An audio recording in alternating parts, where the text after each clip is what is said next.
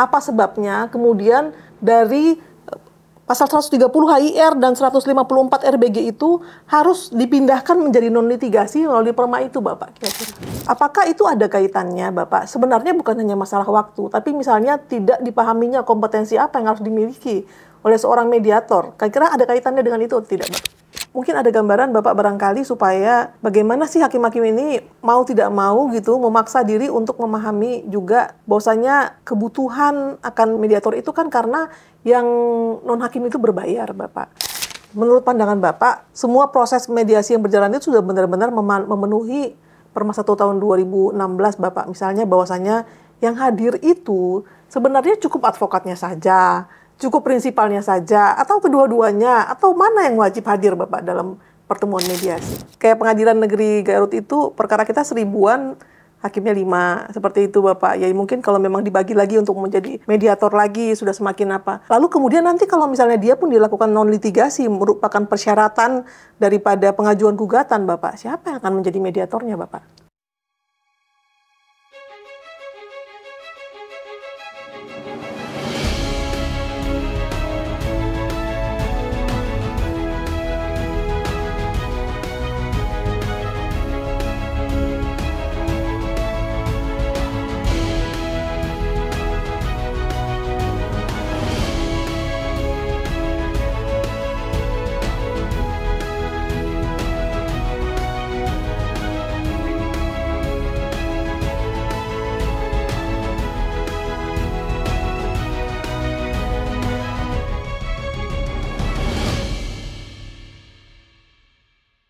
Kita awali podcast kita hari ini dengan mengucapkan semangat pagi, Bapak. Semangat pagi! Semangat pagi, bertemu kembali dengan podcast Direktorat Jenderal Badan Peradilan Umum. Hari ini kita akan mengangkat tema mengenai mediasi, baik yang dilakukan secara tatap muka maupun secara elektronik. Kita hadirkan hari ini yang belakangan ini sudah terviralkan ya oleh suatu proses Bapak Nit Hasanuddin. Bapak sudah beberapa kali kami meminta waktu Bapak, sesibuk itu memang semua narasumber yang kita undang menjadi narasumber dalam podcast ini semuanya sibuk sekali ya. Jadi sepertinya awal tahun kemarin kita ajak, namun baru sekali ini ya Bapak kita berhasil bertemu. Tema mediasi ini kita anggap penting sekali, Pak, karena mediasi ini kan memang tidak dikenal bahasanya. Namun kemudian dikenal sejak tahun 2008 dalam peraturan Mahkamah Agung yang melembagakan yang dulu itu harus dilakukan oleh majelis hakim ya Pak dalam persidangan perkara perdata, mengupayakan upaya perdamaian sampai dengan sebelum putusan dibacakan. Kemudian itu dibuat menjadi sifatnya non-litigasi dengan suatu sebutan yaitu prosedur mediasi. Dengan Perma 1 tahun 2008 yang diperbaharui dengan Perma 1 tahun 2016. Bapak, apa sebabnya kemudian dari pasal 130 HIR dan 154 RBG itu harus dipindahkan menjadi non-litigasi melalui perma itu, Bapak, kira-kira? Oke, terima kasih, Bu. Sepengetahuan Bapak bahwa mediasi itu, atau ya mediasi sebagai upaya untuk melakukan upaya perdamaian. Dan mediasi itu bukan hanya ada di dalam perma, tapi ada juga di dalam undang-undang arbitrase dan alternatif penyelesaian sengketa. Di sana disebutkan bahwa suatu dispute atau suatu sengketa itu dapat dilakukan di luar pengadilan melalui cara negosiasi, mediasi, konsiliasi dan juga pendapat ahli. Nah, yang populer kemudian diambil mediasinya. Selain arbitrase berdiri sendiri dalam undang-undang itu. Sehingga dengan demikian maka yang tadinya di pasal 130 HIR itu kan sifatnya hanya sebagai saran, bukan merupakan kewajiban. Jadi sifatnya tidak imperatif begitu. Nah, karena filosofinya kenapa diatur dalam Perma 1 tahun 2008, diharapkan dengan proses mediasi itu akan mereduce atau mengurangi jumlah perkara perdata di pengadilan. Diharapkan mereka akan lebih mengutamakan atau lebih diupayakan untuk berhasil dalam proses mediasi, dalam proses perdamaian. Karena apa? Karena keadilan yang paling hakiki adalah keadilan yang diusung oleh para pihak dalam bentuk perdamaian. Itu sebagai salah satu upaya. Namun kemudian data menunjukkan bahwa dalam laporan Mahkamah Agung tahun 2024, datanya menyebutkan bahwa hanya 4% saja yang berhasil mediasi dari jumlah perkara yang harus dimediasi. Sangat sedikit untuk peradilan umum. Sedangkan di peradilan agama datanya hampir 40%. Data keberhasilan mediasi. Jadi menurut dari data itu, menurut hemat Bapak, kurang berhasil begitu proses atau usaha mediasi di dalam proses litigasi. Mungkin itu pula sebabnya makanya dibuat dalam suatu perma, sehingga akhirnya mediasi itu sifatnya harus memaksa ya Bapak. Kamu harus mau gitu, harus mau mengikuti dulu mediasi, mau berhasil atau tidak, seperti itu Bapak. Namun kemudian sebenarnya yang paling ingin dicapai itu selain daripada jumlah perkara yang memang terus semakin menumpuk ya Pak dalam perkara perdata, kita kan nanti akan mengakhirinya dengan eksekusi. Dan kalau yang mereka sepakati bersama, tentu mereka akan lebih ikhlas mengeksekusi dirinya sendiri, seperti itu barangkali Bapak ya maksudnya. Diharapkan seperti itu ya. Kompetensi Bapak, sekarang yang kita bicarakan ya Bapak. Karena tadi Bapak sampaikan ternyata persentasenya sedikit sekali, kecil sekali yang berhasil. Tadi kita sempat bincang-bincang, Bapak cerita, ya kalau di Jakarta misalnya, bagaimana hakim di antara begitu banyaknya perkara mau memimpin lagi mediasi. Apakah itu ada kaitannya, Bapak? Sebenarnya bukan hanya masalah waktu, tapi misalnya tidak dipahaminya kompetensi apa yang harus dimiliki oleh seorang mediator. Kira-kira ada kaitannya dengan itu atau tidak, Bapak? Banyak faktor sih, banyak faktor keberhasilan dan kegagalan dalam mediasi. Yang pertama, kan mediasi itu dapat dilakukan oleh hakim, mediator hakim. Dan juga dapat dilakukan mediator non-hakim. Nah, untuk mediator hakim, pengalaman Bapak menunjukkan bahwa ketika seorang hakim itu ada di kelas 1A atau 1A khusus, dan kemudian diberikan tugas beban tugas untuk melakukan mediasi, dengan tumpukan perkara dan waktu yang sangat sempit, mungkin impossible untuk bisa berhasil.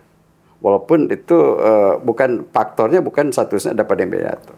Bisa jadi faktor lainnya adalah ada pada para pihak. Ada pada para pihak sendiri. Para pihak ketika maju ke pengadilan itu, mereka darahnya sudah mendidih. Penggugat dan tergugat itu mereka sudah melakukan mungkin negosiasi sebelum-sebelumnya. Bisa sebulan, 2 bulan, setahun, 2 tahun, dan seterusnya. Jadi itu merupakan hal yang menjadikan mediasi gagal. Nah, terus bagaimana untuk seorang mediator untuk bisa berhasil? Yang pertama, mediator harus tahu dulu kasusnya itu sudah lama atau belum. Kalau ibarat pepatah, kalau api kebakaran, kalau apinya masih kecil akan mudah dipadamkan. Tapi kalau api sudah besar mereka akan sulit. Jadi harus cari tahu dulu apakah perkara ini sudah lama atau belum. Kemudian yang kedua, permasalahan complicated atau enggak, atau hanya sekedar utang piutang. Itu juga menjadikan salah satu faktor keberhasilan dan kegagalan suatu mediator. Kemudian yang ketiga, harus memahami juga culture dari si para pihak itu. Oleh karena itu, mungkin bagi seorang calon hakim yang ditempatkan misalnya dari Sumatera, kemudian ditempatkan di Sulawesi, kemudian harus melakukan mediasi, terjadi culture shock di sana. Artinya culture shock itu dia tidak siap dengan culture si para pihak begitu. Kalau para pihaknya katakanlah asli orang sana. Selain dari culture shock juga ada faktor bahasa, faktor rasa, dan lain sebagainya. Itu yang menjadikan banyak kegagalan dalam proses mediasi ini. Jadi itu menurut Bapak yang harus dipahami oleh teman-teman mediator. Dan tadi Bapak sampaikan bahwa tidak jamin gitu seorang hakim yang sudah bersertifikat mediator pun tidak ada jaminan untuk bisa smooth dan lebih banyak berhasil dalam melakukan mediasi karena berbagai faktor tadi. Apa ini Pak, karena sifatnya itu sekarang itu bagi hakim sendiri pun dia dipaksa untuk menjadi mediator kan seperti itu Bapak gitu. Nah, mungkin ada gambaran Bapak barangkali supaya bagaimana sih hakim-hakim ini mau tidak mau gitu memaksa diri untuk memahami juga bahwasanya kebutuhan akan mediator itu kan karena yang non hakim itu berbayar Bapak. Saya tuh sering menyampaikan sebelum persidangan gitu, kita juga punya non-hakim. Begitu disebutkan berbayar, mundur kan Pak. Langsung kami serahkan pada majelis hakim kan seperti itu Bapak. Gitu. Jadi, apakah ada kira-kira kiat-kiatnya bagaimana supaya hakim-hakim juga menyadari adalah sangat penting gitu loh. Bahwa membagi perannya juga untuk menjadi mediator. Kalau sekarang kan disebut harusnya kan punya passionnya lah, punya apanya lah Pak gitu. Ya. Nah itu bagaimana Pak kira-kira supaya membangunkan hal seperti itu? Ya, memang dari sisi mediator sendiri, dia sendiri harus punya passion. Harus punya talent scouting begitu, dia berbakat memang di bidang mediasi. Kalau bahasan Bapak adalah manusia dapat karakter pragmatis, kolerik, sanguinis, ada 4 itu. Nah dari 4 itu, yang mana sih yang cocok untuk menjadi mediator? Walaupun itu bukan granted ya, bukan jaminan ketika pragmatis, oh pasti berhasil, enggak juga sih. Tapi paling tidak dari karakter mediatornya sendiri itu sangat berpengaruh. Kemudian yang berikut, mengenai keberhasilan tadi oleh Bapak garis bawahi bahwa ternyata oleh mediator hakim itu tidak dijamin keberhasilan. Yeah. Oleh karena itu Bapak punya pemikiran untuk ke depan bahwa mediasi ini tidak lagi menjadi court annex mediation. Mediasi tidak berada dalam proses litigasi. Tapi akan dicoba untuk diusulkan untuk dikeluarkan dari proses litigasi. Untuk apa? Untuk bisa dikelola oleh baik itu mediator hakim, mediator non hakim, atau bahkan mungkin kita usulkan ke depan untuk mediator itu ke ketua-ketua adat. Yeah. Ketua-ketua adat. Karena Indonesia culture masyarakatnya paternalistik. Yeah. Masih pada umumnya paternalistik lah. Jadi masih tunduk pada apa kata ketua adat. Jadi ke depan mungkin harus difasilitasi, walaupun itu keluar dari proses litigasi, mediator hakim masih boleh untuk dipilih. It's okay. Tapi untuk hal tertentu mungkin harus dibanyaki mediator hakim. Kemudian mengenai biaya. Dalam konteks ini, opsi yang bisa ditempuh adalah negara harus hadir. Kalau tidak salah di Pengadilan Agama itu sudah dibantu oleh Bappenas. Untuk satu case itu 140.000 kalau nggak salah atau berapa. Nah kita pun sama. Seharusnya diakali atau diberikan ruang kepada ketua pengadilan untuk menghitung taksasi biaya, taksiran biaya perkara itu plus biaya mediator. Akan dikeluarkan biaya mediator itu ketika mediatornya non hakim. Ketika mediatornya non hakim tidak dikeluarkan. Jumlahnya berapa? Ya monggo diperhitungkan sehingga tidak merasa kecolongan kalau harus berbayar. Aduh, harus keluarkan lagi uang. Nah, oleh karena itu caranya adalah dihitung pada waktu panjar biaya perkara. Kalau memang mediasi ini masih dalam proses litigasi. Nah, sekarang bagaimana kalau prosesnya di luar litigasi? Nah, itu mungkin nanti kita ceritakan kembali bagaimana memanage biaya perkara ini, biaya mediasi ini ketika mediasi dikeluarkan dari proses perkara. Jadi sebenarnya podcast ini kan ingin membicarakan dari berbagai sudut pandang ya Bapak. Yang pertama tentu kita ingin memacu gitu agar semua hakim itu terbangkitkan gitu keinginannya untuk memahami tujuan awal daripada mengapa sih mediasi ini dianggap penting. Yang kedua itu bahwasanya nanti akan kita bicarakan mengenai mediasi juga sudah diupayakan secara elektronik mungkin supaya tidak terlalu perlu harus ketemu, datang ke pengadilan segala macam Bapak. Namun sebenarnya diperhatikan juga mediasi ini mungkin karena tidaklah merupakan hal yang menarik barangkali kan Bapak, sehingga tidak terlalu dipelajari gitu. Sebenarnya harusnya bagaimana aturan-aturannya Bapak? Menurut pandangan Bapak, semua proses mediasi yang berjalan itu sudah benar-benar memenuhi Perma 1 tahun 2016 Bapak. Misalnya bahwasannya yang hadir itu sebenarnya cukup advokatnya saja, cukup prinsipalnya saja, atau kedua-duanya, atau mana yang wajib hadir Bapak dalam pertemuan mediasi? Oke. Mengenai kehadiran para pihak dalam proses mediasi, kita bukan hanya berbicara mengenai regulasi, tapi juga harus dipahami bahwa mediasi untuk siapa sih? Mediasi kan untuk para pihak. Namanya mediator kan sebagai orang ketiga ya yang untuk meng-guide terjadi proses mediasi. Jadi sekali lagi bahwa mediasi ini untuk para pihak bukan untuk mediator. Sehingga kehadiran siapa yang harus hadir? Yang harus hadir, yang wajib hadir sebenarnya prinsipal. Supaya memudahkan mediator ketika harus mengambil keputusan yes or no. Ketika ditawari oleh para pihak misalnya, oh aku mau bayar sekian, oh yes, atau oh tidak, dan seterusnya. Tapi kalau diwakil oleh kuasanya atau oleh pihak lain yang bukan prinsipalnya, pasti dia akan komunikasi tuh besoklah minggu depan dan seterusnya. Jadi mungkin akan merepotkan walaupun untuk kasus tertentu untuk perusahaan-perusahaan besar misalnya dapat diwakil oleh lawyer atau kuasanya sepanjang diberikan kuasa untuk mengambil keputusan di dalam proses mediasi itu. Jadi boleh prinsipnya langsung atau boleh dengan kuasa. Apakah nanti ketika ini pakai kuasa, ini nggak pakai kuasa, boleh nggak? Boleh saja.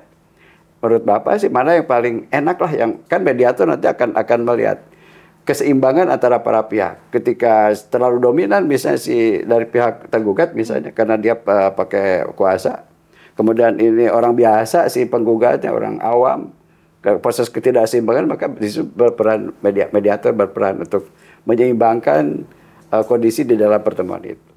Nanti itu kuasanya itu diberikan secara khusus lagi Bapak? Ataukah menyatu dengan kuasa khusus awalnya untuk menghadiri mediasi? Nah itu teoritis ya. Apakah monggo tinggal kesepakat di normanya, apakah harus dinormakan, apakah untuk mediasi itu harus ada surat khusus lagi untuk mengambil, termasuk juga mengambil keputusan, atau cukup dengan surat kuasa umum yang tadi dalam proses litigasi itu. Kalau dilihat dari konteksnya karena ini bersifat spesial, mungkin akan lebih bagus untuk dibuat surat khusus, termasuk salah satunya adalah untuk bisa mengambil keputusan untuk yes or no begitu. Karena dalam pasal 6 ayat 4 itu kan Pak ada alasan-alasan sah tidak hadirnya prinsipal dalam prosedur mediasi. Itu alasan-alasannya agak rigid Pak, mengenai menjalankan tugas negara, mengenai dalam keadaan sakit, dan memiliki domisili yang jauh daripada tempat pertemuan mediasinya. Seperti itu Bapak. Itu yang kadang-kadang kayak zaman sekarang kalau saya perhatikan Pak, masyarakat itu semakin lama semakin rigid mengenai peraturan gitu Pak. Dan dengan senang hati nampaknya mengajukan laporan, pengaduan atas setiap pelanggaran terhadap aturan gitu. Nah, mengapa kemudian ini terjadi? Karena sudah ada beberapa mungkin yang mengalami pengaduan gara-gara loh itu kan nggak pernah hadir prinsipalnya, yang seperti itu Bapak. Makanya kemudian kita pikirkan kembali, apakah mediasi elektronik yang kemudian dibuat ini Pak berupaya mengatasi hal-hal seperti itu Bapak? Ya betul. Intinya dalam mediasi dan mediasi elektronik, sebut mediasi konvensional ya. Dengan mediasi elektronik sebetulnya intinya sama. Mencoba untuk melakukan proses mediasi di antara kedua pihak dan bantuan seorang mediator. Sedangkan elektronik itu hanya sarana saja. Sarana untuk memudahkan agar tidak terjadi seperti tadi, rumahnya jauh, kemudian sedang ada tugas, apa dan seterusnya. Dengan adanya media elektronik sebagai sarana untuk bermediasi, hal seperti itu akan tereliminasi atau akan menjadi tidak ada lagi, sehingga tidak ada alasan untuk tidak melakukan mediasi. Namun tidak sesederhana itu. Karena apa? Dari konfigurasi perkara-perkara di perdata khususnya, kan tidak semua orang yang mampu, yang teknologi friendly misalnya, atau yang punya pengetahuan komputer atau jaringan cukup dan sebagainya. Kebanyakan kan orang-orang biasa. Bahkan mungkin untuk HP pun mungkin nggak punya, atau HP tapi punya anaknya. Karena beberapa kasus, dalam kasus e-court atau litigasi itu seperti itu. Banyak tidak berjalan litigasi karena kepincangan teknologi. Nah begitupun dalam proses mediasi elektronik ini, ya tidak segampang apa yang kita inginkan. Pertama, penentuan daerah kita kan tidak sama semua. Daerah di Indonesia dengan keluasan seperti ini tidak sama kekuatan jaringannya. Kemudian jaringan apa, provider apa yang berlaku di sini, itu juga harus disatukan. Permasalahan tersendiri. Belum lagi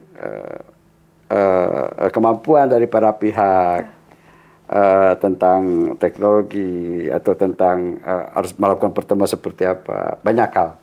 Sehingga itu harus pelan-pelan dan mungkin harus dicoba-coba untuk case-case yang berada dalam wilayah kota besar dulu.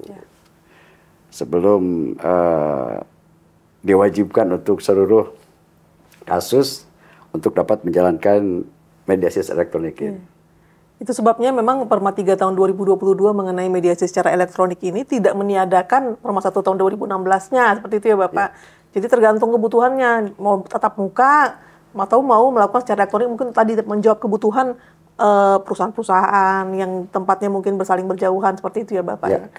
Berarti Mahkamah Agung sudah berupaya mengatasi hambatan-hambatan sebenarnya ya Pak, boleh memilih ya. Begitu Sobat Podium ya. Nanti dapat dijalankan di pengadilannya masing-masing juga kepada masyarakat mungkin yang mengikuti juga podcast ini. Mahkamah Agung selalu berusaha mengatasi hambatan-hambatan yang ada. Mediasi elektronik juga diciptakan untuk mengatasi agar prinsipal juga tetap bisa hadir dalam suatu kanal-kanal ataupun platform yang dipilih. Karena mungkin lebih memiliki kemampuan untuk membangun jaringan-jaringan yang kuat ya Bapak, untuk membangun mediasi secara elektronik. Seperti itu. Kemudian, apakah ada data yang sudah dapat disampaikan Bapak mengenai bagaimana sih gitu animo terhadap semua pengguna layanan pengadilan Mahkamah Agung ini terhadap munculnya mediasi elektronik ini, Bapak? Yang pertama, kita tidak siap dengan teknikal, kemudian syarat-syarat petunjuk teknis, terutama petunjuk teknis mengenai mediasi elektronik ini belum ada. Contoh misalnya, ada sesuatu yang harus dirahasiakan. Terus bagaimana untuk merahasiakan dalam konteks elektronik ini? Siapa yang bertanggung jawab? Bagaimana kalau bocor? Atau ada yang merekam ya, Pak? Iya, dan seterusnya. Jadi hal seperti itu. Oleh karena itu mungkin secara umum dicoba untuk tidak terlalu rigid pengaturan mediasi ini, karena orang sudah menjadi ribet duluan begitu. Mungkin agak apalagi nanti ada rencana untuk dikeluarkan dari proses litigasi. Ya. Mungkin harus lebih soft, harus lebih mudah gitu persyaratan itu agar orang itu enjoy, tidak ada keterpaksaan. Kalau terpaksa, akhirnya seperti itu. Ya, baik, siapa Pak? Apa yang disampaikan oleh Bapak tadi sehubungan dengan adanya syarat-syarat ya untuk mediasi elektronik itu harus sukarela, rahasia, efektif, aman dengan akses terjangkau. Itu maksudnya adalah bagaimana menjaga kerahasiaannya. Kalau misalnya pakai Zoom meeting, orang bisa rekam seperti itu ya Bapak ya. Tapi mungkin ada yang sudah melaksanakan secara random di beberapa pengadilan, tapi datanya belum dapat kita akses ya Bapak, bagaimana persentasenya, seperti itu. Kemudian tadi Bapak juga sudah menyampaikan Bapak bahwa oleh karena tingkat keberhasilan yang sedemikian itu tidak terlalu tinggi, ternyata kita sudah coba bertahun-tahun lamanya, sejak tahun 2008 sampai dengan sekarang tahun 2025 gitu, angkanya tidak menunjukkan kenaikan yang signifikan. Kemudian tadi ada keinginan untuk membuatnya malah menjadi non-litigasi yang harus dilakukan sebagai syarat pengajuan gugatan, kira-kira begitu ya Bapak. Mungkin ini Pak supaya dapat lebih tersampaikan apa maksudnya Bapak gitu. Oke. Tadi Bapak sampaikan bahwa court annexed mediation, artinya bahwa mediasi ini dalam proses litigasi itu nanti diusulkan untuk dikeluarkan dari proses litigasi. Maksudnya adalah agar lebih leluasa, para mediator leluasa waktunya, leluasa saran yang digunakannya. Jadi tidak dikejar-kejar oleh time frame yang ada di dalam proses litigasi. Itu satu. Yang kedua, itu nanti akan menjadikan prasyarat proses litigasi itu akan menjadikan prasyarat untuk mengajukan proses litigasi. Contoh atau kita mengcopy seperti yang disampaikan, seperti yang ada dalam perkara PHI. Yeah. Dan perkara PHI itu suatu perkara gugatan apapun, apakah perselisihan hak atau perselisihan kepentingan atau PHK, itu akan ditolak oleh panitera PHI kalau tidak melampirkan risalah atau anjuran. Apa itu anjuran? Anjuran itu adalah berita acara produk dari mediator PHI yang dilampirkan dalam berkas gugatan yang menyatakan bahwa mediasi telah dilaksanakan tanggal sekian dan ternyata gagal. Yeah. Di sana ada keterangannya, keterangan penggugat, keterangan tergugat, terus pendapat mediator seperti apa. Dan kemudian karena salah satu pihak tidak setuju, maka itu diajukan gugatan ke PHI. Begitupun dalam proses perkara di pengadilan negeri yang bukan PHI. Dengan dikeluarkannya proses mediasi dari proses litigasi, mereka mengadakan mediasi tersendiri di luar. Kemudian ketika gagal, nah surat keterangan mediator ini dibawa ke pengadilan sebagai lampiran daripada gugatan. Kalau artinya bahwa mediasinya gagal. Nah bagaimana kalau mediasinya berhasil? Alhamdulillah. Kalau mediasinya berhasil berarti harus siap. Pengadilan juga harus menyiapkan fasilitas untuk dapat mengakomodir keberhasilan mediator. Bahkan menurut Bapak bukan hanya keberhasilan mediasi saja yang harus diakomodir, juga mungkin saja ada perdamaian yang dilakukan oleh konsiliator. Ya. Mungkin juga ada perdamaian yang dua pihak atau bahasa PHI disebut bipartit. Itu harus diakomodir oleh oleh pengadilan. Dengan cara seperti apa? Misalnya bahwa perjanjian yang dibuat oleh para pihak secara bipartit yang menghasilkan suatu kesepakatan harus dianggap sebagai putusan. Dengan cara seperti itu, dengan didaftarkan itu sudah mempunyai eksekutorial keras. Sama dengan perjanjian bersama. Perjanjian bersama itu tidak ada kata-kata demi keadilannya, tapi begitu didaftarkan, maka dia mempunyai kekuatan eksekutorial. Kalau tidak didaftarkan, tidak bernilai apa-apa. Nah, begitupun nanti dalam proses perkara perdata kita, kira-kira seperti itulah gambaran yang diusulkan begitu.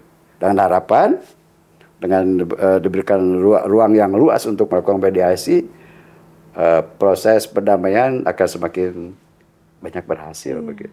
Itu berarti maksudnya nanti hasil akhirnya itu sama seperti kayak hasil daripada mediasi yang dilakukan di pertanahan, mediasi perbankan, begitu ya Pak? Yes. Didaftarkan di pengadilan seperti itu ya. Okay. Tadi kan kita sudah, kalau kita mundur lagi ke belakang, keterbatasan kemampuan mungkin juga kayak hakim kan sekarang Pak, di tempat kayak pengadilan negeri Garut itu perkara kita 1000-an, hakimnya 5, seperti itu Bapak. Ya mungkin kalau memang dibagi lagi untuk menjadi mediator lagi sudah semakin apa. Lalu kemudian nanti kalau misalnya dia pun dilakukan non-litigasi merupakan persyaratan daripada pengajuan gugatan Bapak, siapa yang akan menjadi mediatornya Bapak? Kan banyak, di beberapa pengadilan sudah banyak mediator non-hakim. Sekarang jumlahnya sudah, kalau tidak salah sudah 1.500-an mediator non-hakim itu. Bahkan sudah lebih. Untuk konsiliator sekitar 150-an. Jadi di beberapa pengadilan, Bapak pikir sudah banyak mediator non-hakim. Bahkan nanti ke depan mungkin akan dibedakan panitera atau jurusita di pengadilan akan diberikan suatu kualifikasi, betul bisa menjadi mediator, termasuk ketua-ketua adat tadi yang Bapak sampaikan. Jadi dengan begitu maka semakin luas cakupan atau siapa yang dapat menjadi mediator itu. Adapun harus bersertifikat atau kan itu urusan lain itu. Apakah nanti harus dilatih dulu atau dididik dulu dan seterusnya, itu nanti kita pikirkan ke belakang. Tapi saran Bapak seperti itu, harus diberikan lebih luas lagi kepada mediator non-hakim untuk dapat melakukan mediasi. Kata kunci tadi. Termasuk ketua-ketua adat begitu. Karena saat ini terdapat 2.161 lingkungan adat yang eksis di Indonesia ini. Dan beberapa persyaratan untuk dapat eksis suatu komunitas adat yang pertama, legal substance. Artinya substansinya ada. Kemudian legal strukturnya ada. Pasti ada ketua adatnya di situ. Kemudian legal culture, masyarakatnya akan tunduk pada ketentuan yang ada di situ. Jadi yang menjadi stressing point adalah ketua adatnya di sana. Jadi hal itu sejalan dengan KUHP nasional nanti ya Bapak? Yes. Menghidupkan kembali hukum adat bersama-sama itu sejalan lah nanti semuanya hukum adat kembali hidup. Dia dalam perundang-undangan yang Bapak telusuri ada sekitar lebih dari 16 undang-undang yang mengatur tentang hukum adat. Ya, jadi merefer pada hukum khususnya undang-undang pemerintahan desa. Itu juga mengatur hukum desa dan desa adat. Begitupun mengenai mediasi. Mengenai mediasi dalam peraturan Indonesia lebih dari 20 undang-undang mengatur tentang mediasi, mewajibkan mediasi. Salah satu yang Bapak ingat adalah undang-undang sampah, undang-undang konstruksi. Ketika ada dispute mengenai sampah, wajib untuk mediasi dulu. Ketika ada dispute mengenai konstruksi, harus melalui mediasi. Jadi sudah cukup banyak regulasi mengenai kewajiban untuk bermediasi ini di dalam berbagai peraturan perundang-undangan Indonesia. Cuma how to, bagaimana hasilnya? Ternyata masih minim. Oleh karena itu kita coba berupaya untuk memaksimalkan upaya mediasi dengan berbagai cara. Kadang-kadang kalau saya sidang perkara pidana aja, nanti kalau yang saksinya itu ketua RT atau kepala desa gitu, dia dengan indahnya cerita, kita sudah coba mediasi kan begini gitu kan. Sebenarnya cuman mungkin seperti tadi yang Bapak sampaikan. Tadi Bapak sempat buat istilahnya itu mediasi ke teras ya Pak, atau mediasi di teras gitu ya. Di luar rumah. Jadi di luar rumah. Iya, jadi sebenarnya bagaimana agar mencoba mengulik mediasi ini adalah proses damai yang harusnya dilakukan secara kekeluargaan gitu ya Bapak. Itu yang mungkin belum dapat ya. Jadi enjoy harus terpaksaan dan kekeluargaan. Iya. Karena saya dulu pernah waktu di Jambi itu, saya hakim di PN Jambi, pas kita lagi penerimaan ini Adipura dititipkan ke PN Jambi. Kita kan semua lagi bagus-bagus pakai ini Pak, bulu mata palsu gini segala macam, saya udah harus mimpin mediasi kan. Terus saya bilang, aduh mohon maaf ya, ini kalian berbayang semua ini. Saya lepas dulu ya bulu mata saya yang seperti menantang badai. Mereka ketawa semua gitu. Baru akhirnya jadi agak cair Pak, tadinya gini, agak cair. Jadi memang ya itu ya Pak, mungkin dengan diubahnya nanti mekanismenya, orang akan lebih merasa ya ini memang adalah mekanisme bukan persidangan, begitu ya Bapak ya. Ya. Baik. Tidak formal gitu, Ya. tidak terlalu formal. Ya. Tadi juga Bapak ada sampaikan juga sehubungan dengan bagaimana ya hukum memang di Indonesia ini belum diunifikasi ya Bapak, baik hukum adat yang banyak diatur juga dalam hukum perdata sebenarnya hukum adat itu ya Bapak ya. Seperti itu. Nah, jadi demikian Sobat Podium gitu. Kita ini dari mediasi pergi ke elektronik, pergi lagi kepada pemikiran-pemikiran yang ingin dibangun. Bagaimana sih sebenarnya agar mediasi ini menjadi lembaga yang dibahasakannya sudah banyak, tapi ternyata mungkin belum disentuh dengan benar-benar tujuan mediasinya itu apa. Ya Bapak ya, dan sifat-sifat mediasi yang dibangun itu sebenarnya adalah solusi-solusi yang diberikan oleh para pihak sendiri ya Bapak. Jangan sampai mediatornya aktif banget gitu, para pihaknya melempem gini. Tapi juga nggak apa-apa sih kalau menurut Bapak sih. Lihat para pihaknya siapa. Kalau para pihak orang desa kan nggak mungkin mereka tahu. Justru peran aktif menurut Bapak, peran aktif mediator harus oke gitu. Ya. Oleh karena itu ada diklat mediator kan. Ya. Jangan sampai ketika para terlalu taat pada peraturan, mediator harus bersikap pasti. Tidak terjadi. Lihat situasi kalau para pihak maaf orang yang low education, yang orang desa misalnya yang kurang paham mengenai hukum misalnya. Di situ peran aktif mediator harus muncul menurut Bapak sih, dan harus menggait. Bahkan nanti ketika itu berhasil, mediator pun menurut Bapak harus ikut terjun sebagai legal drafter. Iya. Membuat rancangan, membuat perjanjian, gitu harus tugas mediator. Jangan terlalu diserahkan pada para pihak. Iya. Karena ada beberapa teman saya Pak, nggak pernah satu kali pun berhasil menjadi mediator.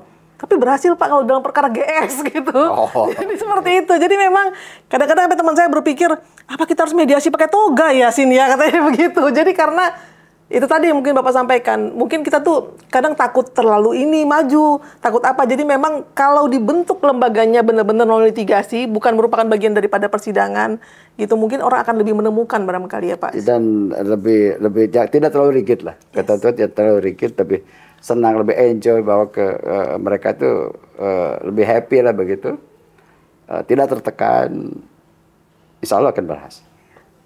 Kita coba. Ya, siap Bapak.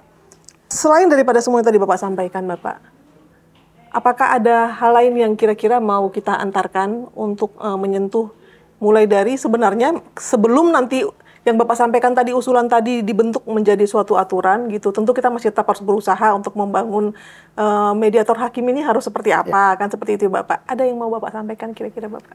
Nah, untuk teman-teman hakim yang tetap menjadi mediator, satu kata kunci menurut Bapak sebagai closing aja ya ini. Untuk bukan hanya menjadi mediator, tapi menjadi apapun, sebagai menjadi seorang hakim itu pertama bekerja dengan hati. Yang kedua, bekerja dengan sepenuh hati. Kemudian yang ketiga, bekerja dengan hati-hati. Begitupun sebagai hakim, sebagai mediator, ketika full dengan hati, insya Allah akan berhasil. Demikian, terima kasih. Demikian, kita sudah antarkan mulai dari mengapa dilembagakan menjadi mediasi dalam perma bersifat memaksa, tujuannya adalah agar dapat berkuranglah tumpukannya dengan cara menyepakati sendiri apa yang mau diputuskan. Kemudian ternyata ada kendala dalam bagaimana mungkin pihak-pihak yang perusahaan-perusahaan besar itu terkendala ya Bapak, yang jauh-jauh terkendala, dibuat mediasi elektronik, sampai kemudian diupayakan lagi bagaimana sih supaya didapati jiwanya daripada mediasi itu dengan membuatnya menjadi suatu mekanisme yang mungkin lebih tidak apa tadi Bapak bilang bahasanya Pak? Dikeluarkan dari proses litigasi. Ya, dikeluarkan dari proses litigasi. Demikian sudah disampaikan pengantar dan penutup sekaligus daripada Bapak Nita Sanudin yang sebentar lagi akan kita nantikan pelantikannya menjadi Hakim Agung dari hati, sepenuh hati, dan hati-hati.